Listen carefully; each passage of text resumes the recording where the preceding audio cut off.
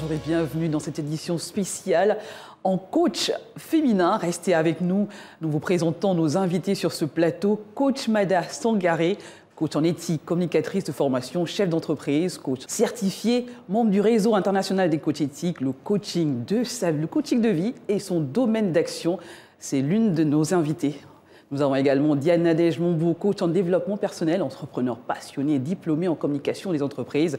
Elle crée en 2013 son entreprise de BTP. En 2017, un cabinet, La Forêt du Savoir, qui a organisé la première édition du coaching au féminin sous le thème « Mettons les femmes coach en avant ». Et d'ailleurs, c'est notre thème de ce jour.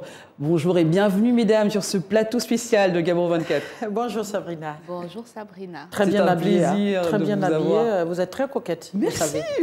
Vous également, toutes les deux. C'est un plaisir de vous avoir sur ce plateau, mesdames. Je vous en prie. Coach Mada qui nous revient de loin. Ah oui, je viens de la Côte d'Ivoire, je suis ivoirienne. Très bien. Et c'est un plaisir d'être au Gabon. On est ravis également de vous avoir. Alors depuis une décennie, on va rentrer dans notre sujet. Depuis une décennie, le monde voit naître des coachs dans tous les domaines de vie. Pourquoi, selon vous, est-ce que ça veut dire qu'il y a finalement une société malade, quelque chose qu'il faut faire, un problème de personnalité, de choix? Expliquez-nous à toutes les deux. On va donner la parole à notre invité qui nous revient de la Côte d'Ivoire, coach Mada. Bien évidemment, Sabrina, il faut que les téléspectateurs sachent que le coaching, d'abord, c'est un métier. Voilà, c'est une science, c'est un savoir. Donc, par conséquent, il faut rentrer à l'école pour acquérir toute la technicité autour de ce métier. C'est comme la médecine, voilà, et autres. Et aujourd'hui, effectivement, vous dites, est-ce qu'il y a le monde? Le monde même sait qu'il est malade lui-même. Et ceux qui vivent dans ce monde savent qu'aujourd'hui, il y a beaucoup de déviements. Le stress qu'on vit tous les jours, ce que l'humain même vit tous les jours, est un problème pour l'humain. D'accord? Et depuis le cocon familial, les parents ont commencé à abandonner l'éducation.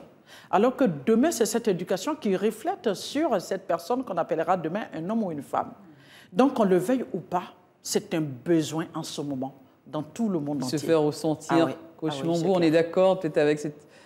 Oui, je suis d'accord, mais vous avez dit, est-ce que le monde est malade? Mais la société dans laquelle aujourd'hui... le coaching n'est pas forcément axé seulement sur des personnes qui ont un mal-être. Il y a des business coachs donc qui s'adressent particulièrement à des personnes qui ont des entreprises et qui veulent emmener leur entreprise à un autre niveau. Donc, il n'y a aucun problème de souci de maladie à ce niveau ou de mal-être. Là, c'est j'ai une entreprise et je veux passer du point A voilà, au point B. Donc, le coaching aussi, c'est par rapport à une performance. Est-ce que le coaching est différent des conseils donnés par un ami ou suivis par un pasteur? Bien sûr. Vous savez, Sabrina, les conseils, on n'est jamais indépendant à partir des conseils. Les conseils sont donnés à partir d'une situation bien définie. J'ai tel souci, je viens, j'en parle. Et en général, à partir des conseils, on te dira, oui, fais comme ça. La personne te donne des conseils selon son vécu. Mais est-ce que toi, c'est moi, Sabrina? Tu viens me voir dans ta vie de couple, moi je suis plus coach matrimonial. Ah ben j'ai tel souci avec mon mari, il ne se comporte pas bien. Et moi, coach Mada, je me permets de te dire, ah non, si tu ne te comportes pas bien, ben moi quand je fais comme ça avec mon mari, ça marche. Mais est-ce que ton mari c'est mon mari? Est-ce que toi c'est moi? Non. On est plus dans du mimétisme parfois. Et les conseils en général, c'est pour soulager quelqu'un, c'est pour caresser quelqu'un dans l'essence du poil, c'est pour amener quelqu'un ben voilà, à penser qu'à partir de ce moment-là, ce moment précis, parce que les conseils, c'est pour un moment bien défini, bien précis. Vous comprenez que quand tu prends des conseils, tu ne peux jamais être dépendant parce que c'est une autre situation, il faut encore revenir. Alors qu'en coaching, cela te permet de te découvrir toi-même et d'aller chercher ce qui est au fond de toi, voilà, pour mieux te positionner, avoir un certain équilibre pour ta propre personne. Donc, tu deviens une personne indépendante. Voici la différence entre le conseil et le coaching. Voilà. Coach Montbeau, le coaching, un traitement à long terme, on peut le dire comme ça? Sûr. Oui, et je vais rajouter et contextualiser les choses comme je le fais depuis une semaine. Le coaching est un métier. Très bien. De la même manière que vous êtes journaliste, il y a un médecin. Donc, si vous êtes malade, vous allez voir un médecin. Si vous avez des challenges à relever, des objectifs à atteindre, vous allez voir un coach. Donc, vous ne pouvez pas dire que votre oncle ou votre tante peut être votre coach de vie. Ce n'est pas possible. Parce que nous sommes allés à l'école pour nous former. C'est comme le médecin, il va à l'école pour se former. C'est la même chose pour le coach. Il faut qu'on contextualise les choses.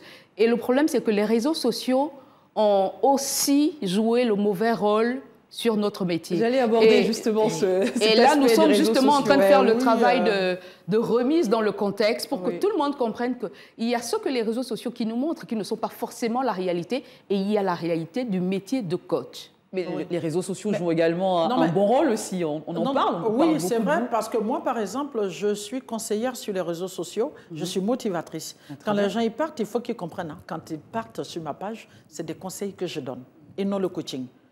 Voilà. Donc, effectivement, les réseaux sociaux permettent aussi d'influencer positivement comme négativement. Mais en général, en Afrique, les gens ont mal présenté le métier de coach sur les réseaux sociaux. Voilà, les gens se sont fait appeler coach. C'est parti dans tous les sens, alors que le coach, d'abord, c'est l'autodiscipline. Le coach, c'est d'abord ce qu'il dit et ce qu'il fait. Donc, sur les réseaux sociaux, les gens ont eu cette idée-là, un peu une idée malsaine du coach, qui font qu'il y a des gens qui sont figés, ils ont commencé à stigmatiser le coach, mais que les gens partent s'informer. Qu'est-ce qu'un coach? On a la chance d'avoir des Android aujourd'hui avec l'Internet. Tu tapes qu'est-ce qu'un coach de vie, ça va te sortir totalement. Tu comprendras en fait que c'est un métier noble, c'est un métier comme tout métier, c'est un savoir, on se forme pour l'avoir, c'est une technicité, c'est des outils qu'on a. Voilà. Coach Diane Mambo, c'est aujourd'hui une bataille que vous menez aussi. Oui, cette vraiment... certification qu'il faut désormais avoir et cette crédibilité auprès des personnes. Surtout la crédibilité. Si on veut être pris au sérieux dans notre pays, il faut que nous-mêmes, on soit sérieux. Donc, si vous estimez que vous voulez faire de ce métier le vôtre, il faut se mettre dans la légitimité. Il faut suivre le chemin qu'il faut. Sinon, vous restez un coach réseaux sociaux, comme moi, je les appelle un peu. Et là, il y va des personnes qui vont contacter ces coachs-là. Parce que vous avez aussi un droit et des devoirs de vérifier à qui vous allez confier votre vie. Vous avez votre part de responsabilité. C'est trop facile de venir sur les réseaux sociaux et de fusiller tous les coachs, de mettre tout le monde dans le même panier, mais quelle est votre part de responsabilité?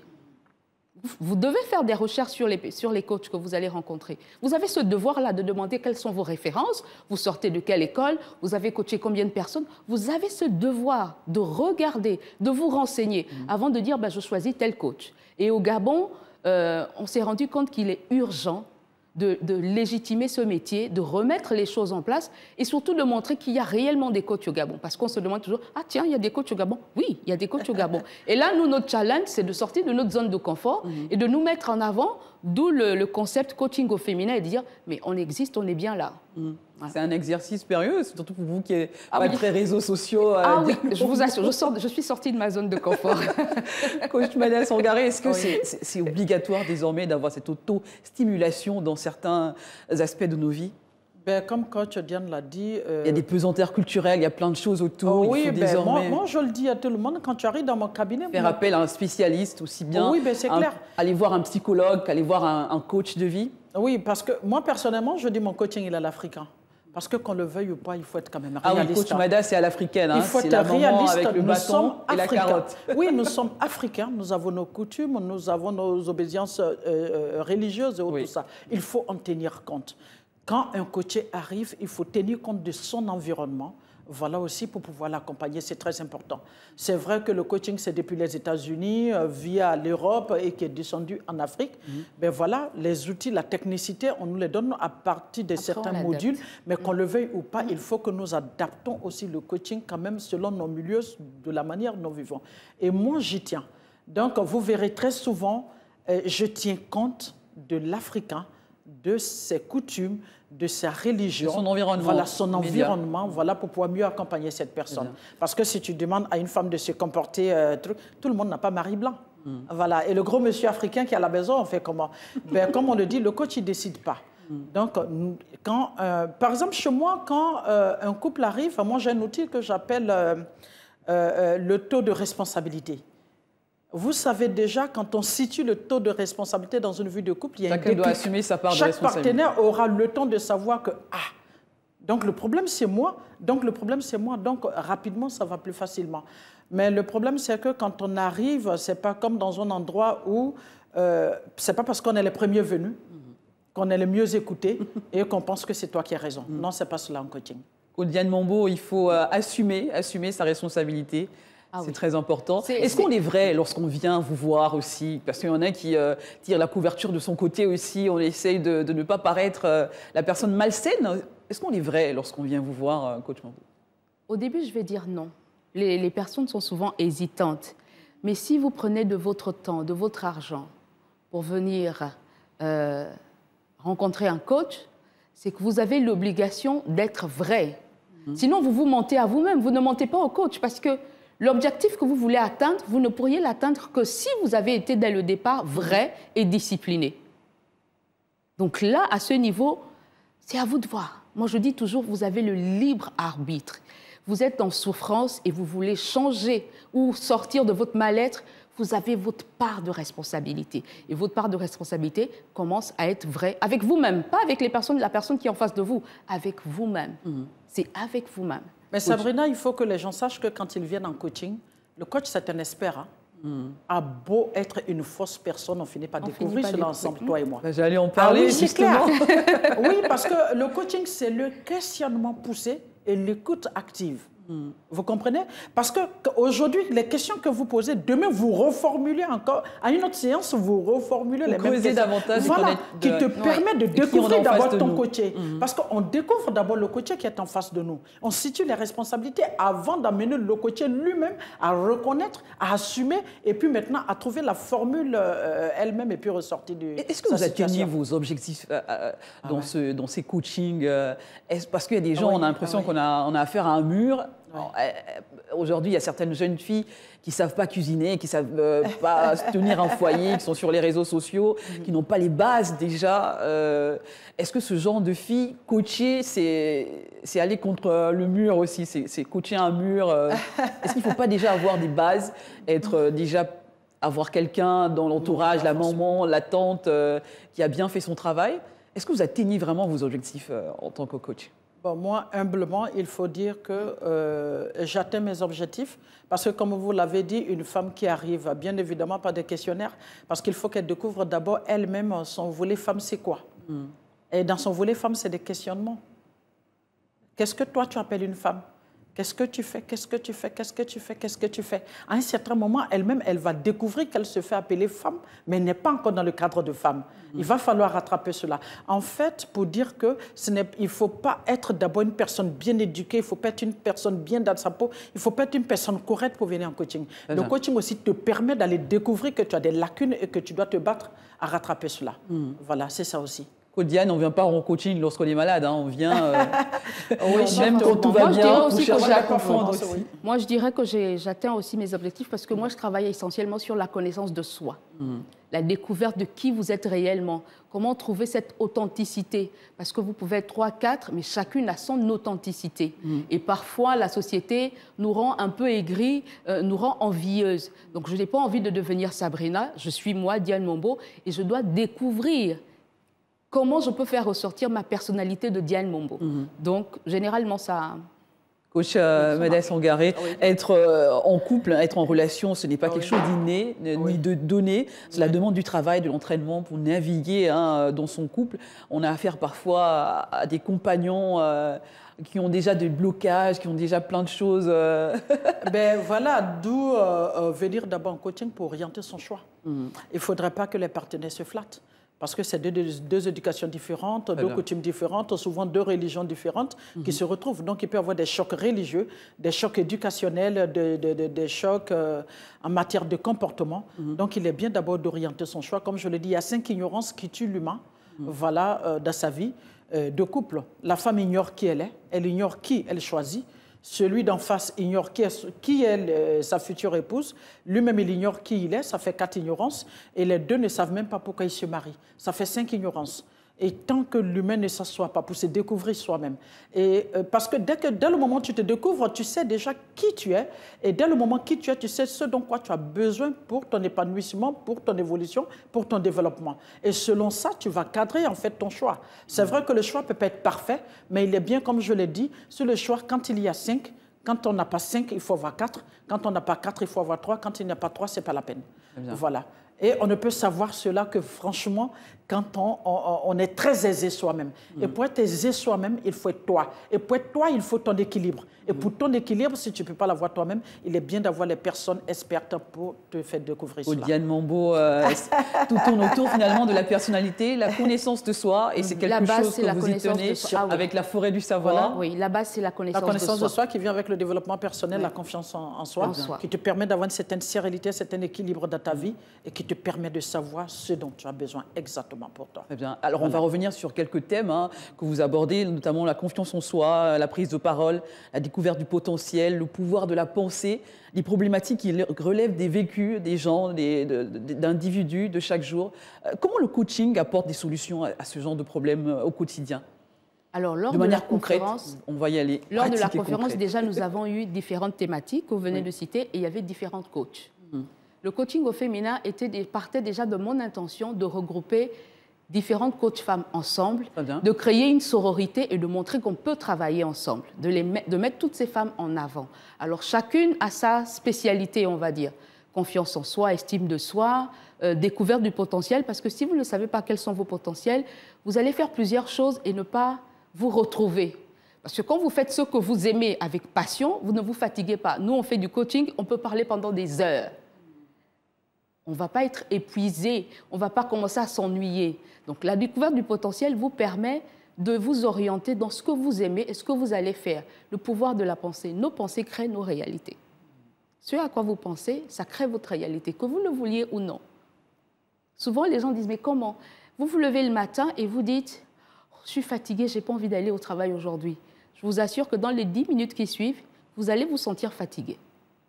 Parce que vous avez envoyé l'instruction à votre cerveau pour dire que vous êtes fatigué, vous n'avez pas envie de vous lever. Donc, vos pensées vont créer la réalité qui va se présenter à vous. Et les gens, parfois, se retrouvent dans des épreuves et ils se demandent pourquoi. Parce qu'ils l'ont créé. Le subconscient ne gère pas les pensées positives ou négatives. Vous avez émis une pensée, qu'elle soit positive ou négative, elle vous revient sous forme d'épreuve, que vous le vouliez ou pas. Très bien. Ben, vous savez, Sabrina, au cours de cette conférence, je disais à coach Diane, je ne sais pas si vous l'avez fait avec conscience ou avec inconscience, mais le circuit de cette conférence, c'est le circuit de toute une vie d'un humain. Vous voyez déjà, on commence par la confiance en soi. Oui. Sabrina, vous êtes d'accord avec moi que depuis le cocon familial, il y a des parents qui ont rempli le sac à dos de leur enfant en leur rappelant qu'ils n'étaient rien, qu'ils sont bêtes, qu'ils ne seront rien, qu'ils ne vont rien devenir. Il y a des mots qui ne partent pas, qui ne s'effacent pas. À chaque fois, dire à l'enfant, tu m'emmerdes, du coup, l'enfant devient une personne introvertie qui ne peut pas s'exprimer. Et quand cet enfant grandit, il est obligé d'aller chercher sa confiance pour déjà se découvrir lui-même. Et quand on sort de là, après la confiance, c'est la confiance qui te permet de découvrir ton potentiel. Ce dont tu es capable. Même la vie de couple, c'est une capacité infinie. D'accord ? Et quand tu sors de là, on te dit non, le deuil. Le deuil, c'est quoi? Toute cette souffrance que tu as eue depuis l'enfance. À un certain moment, on t'a rappelé que tu ne pouvais pas être une personne utile à toi-même et une solution pour les autres. Quand tu finis de faire ce deuil, bien évidemment, tu ne peux être qu'un bon partenaire ou une bonne partenaire pour une vie de couple. Et qui parle de vie de couple parle d'une jeunesse, d'une progéniture excellente. Parce que la vie de couple aboutit à une famille. Et la famille, il y a des enfants. Et ce sont ces enfants-là qui seront les présidents de la République, les ministres ou tout ça, qui vont gérer toute une nation. Donc, vous comprenez que, qu'on le veuille ou pas, le coaching devient un métier important, le coaching devient un métier noble et le coach devient une personne qu'on doit respecter. Parce que c'est la construction de toute une génération future. Diane Mambo, ils l'ont compris, sous d'autres cieux aussi, que le coaching était tout aussi important. Hein, ah oui, avant nous. Un diplôme. Avant nous, ils l'ont compris avant nous. Oui. Donc là, on se bat pour que... On le voit aux États-Unis, des gens... Depuis à peu près des conférences qui, voilà, ça existe. Qui n'en finissent pas. On espère qu'au Gabon, la mayonnaise va prendre. On espère que pour la prochaine édition du coaching au féminin, il y aura plus d'adhésion de la population. Alors, on dit souvent que les coachs pratiquent aussi un côté religieux pour certaines. C'est peut-être le cas pour le coach Mada. Oui, coach Sabrina, une coach ne peut pas prétendre qu'elle ne peut pas être verticale. Tu es en face des humains qui dégagent de l'énergie. Et puis, le côté vertical, c'est-à-dire le côté religieux, te permet toi-même d'être autodiscipliné. Vous me voyez, par exemple, en plein coaching, une femme Même si je ne décide pas, qui vient me dire, ben, coach Mada, tu sais, ben, mon mari, c'est vrai, il se plaint, mais je commets l'adultère en ce moment, moi, je me sens bien, j'ai mes voitures, j'ai tout ça. Mais tout de suite, dans mon cadre de référence, je te recadre.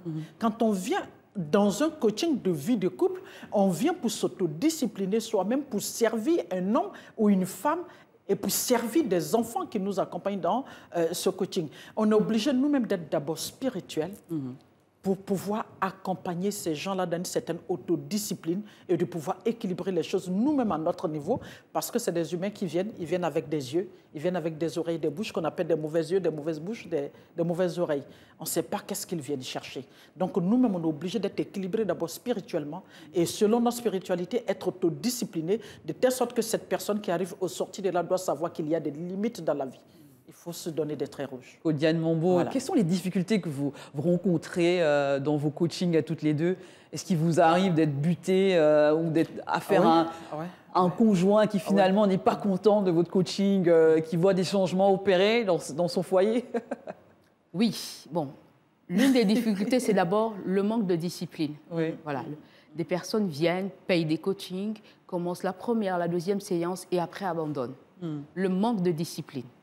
Et ensuite, moi, j'ai eu à côté un monsieur et sa femme qui a vu les changements sur son mari a estimé que là, c'était pas bon. Alors, du on voit tout. bien qu'il y a une mixité quand même. Aussi bien être coaché une femme qu'un homme. Coacher un homme. Je vous assure, c'était horrible.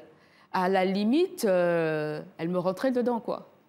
Parce que le mari avait complètement changé ses habitudes, il était devenu discipliné et ça ne l'arrangeait pas. Ça ne l'arrangeait pas du tout. Ben, en général, pour qu'un Coach Mada, peut-être une anecdote, quelque chose à nous oui, partager. effectivement, je me rappelle encore, mais en général, chez moi, les maris ont l'habitude de dire, quand les femmes arrivent, ils disent « Ah, coach, mon mari m'a dit que j'ai changé, je suis devenue correcte et autres, tout ça. » Parce que quand une femme arrive en coaching matrimonial, elle cherche à maîtriser sa vie de couple.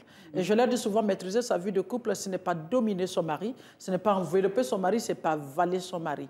C'est se comporter tellement bien que son mari vient se noyer dans ce bonheur-là. Et c'est quoi se comporter bien aussi, coach Mada? En fait, il est important pour deux partenaires de savoir d'abord pourquoi on s'est marié. Parce qu'il y a un, par exemple, je lui disais, pourquoi tu t'es marié, cher monsieur?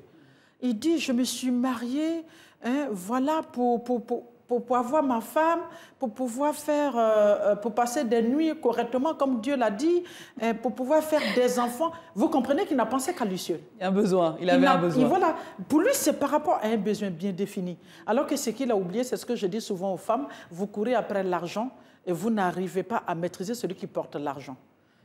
Au lieu de courir après la poche d'un homme, tu maîtrises l'homme. L'homme, c'est lui qui porte son pantalon. Et si tu as son pantalon, tu as sa poche. Et si tu as sa poche, tu as l'argent qui est là-dedans. En fait, en matière de couple, c'est un peu comme ça. Vous comprenez? Mais chez moi, en général, les hommes sont très satisfaits, les époux sont très satisfaits. Mais il y a une, par exemple, que j'ai eue, elle ne savait pas qui était son mari. C'était une fille tellement naïve.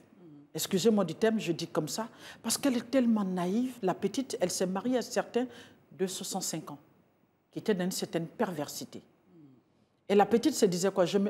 Puisqu'elle a eu une vie avec des jeunes gens qui a mal tourné, elle s'est dit, bon, je vais chercher un vieux.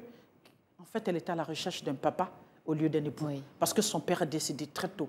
Elle n'a pas eu l'affection paternelle. Donc, elle a pensé qu'en ayant quelqu'un de 60 ans, elle aurait un père. Elle avait besoin de... Et ce père ne se dit pas que c'est une fille qui arrive. Il se dit, non, j'ai une naïve dans ma vie que je pourrais voilà, traiter comme des pâtes à modeler, transformer comme je veux. Et la petite entre, et comme elle a suffisamment les moyens parce qu'elle est bien placée, voilà, elle paye sa maison, sa nourriture. C'est-à-dire, il fait tout pour que la petite se prenne elle-même en charge. Et souvent même, il l'amène à faire des chèques pour lui, croyant qu'il a des projets ou tout ça. Et elle vient en coaching. Et cette petite se découvre. Et elle se rend compte que, à beau être en vie de couple, les parties sont partagées. L'homme doit prendre ses responsabilités, la femme doit prendre ses responsabilités. Les deux se retrouvent au milieu pour partager ses responsabilités. Mais dès que la petite a compris qu'elle allait au-delà de sa responsabilité, elle a commencé à mettre une ligne au niveau de sa responsabilité, mais le vieux a pété un câble. Pour lui, ce n'était pas normal. Les choses viennent de changer. Et voilà maintenant quelqu'un d'autre qu'elle découvre comme époux. Et après, il trouve le contrat, parce qu'en coaching, c'est le contrat qui nous lie. Tu ne rentres pas en coaching sans signer de contrat. Et voilà maintenant, le monsieur découvre le contrat, le numéro, il appelle. Il arrive au cabinet, je vois un monsieur très élégant de 60 ans, je vois Coach Mada. Je le reçois, il me dit, ben, Coach Mada, c'est vous qui suivez telle femme? Puisqu'on est tenu par la confidentialité, je n'ai pas le droit de lui dire oui. Il sort le contrat, il me montre. Je dis, ben voilà. Effectivement, à cause de la confidentialité, c'est à moi de vous dire oui.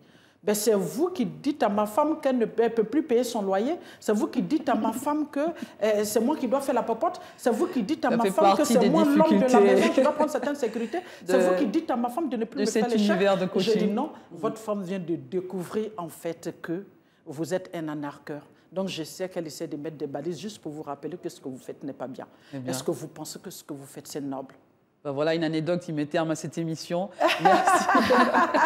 Merci à toutes les deux d'avoir été nos invités sur ce plateau spécial de Gabon 24. Peut-être nous rappeler vos actualités à toutes les deux, peut-être des tournées dans d'autres pays, Coach Mada, et d'autres choses, bien sûr, avec le coach Diane Mombo, avec la forêt du savoir et plein d'autres choses aussi. Pour l'instant, nous sommes déjà en train de mettre en place l'association des coachs du Gabon. Très bien. Qui va voir le jour dans les jours qui suivent. Une réglementation quand même. Oui, oui, ça il le faut. Et nous allons préparer coaching au féminin acte 2 à Abidjan. Coach Mada, une actualité? Une actualité, c'est toujours un plaisir de revenir au Gabon et puis le réseautage pour raccompagner cette belle dame aujourd'hui qui se bat pour rappeler à toute la population gabonaise que le coaching existe, que c'est un métier noble, donc de ne pas en avoir peur.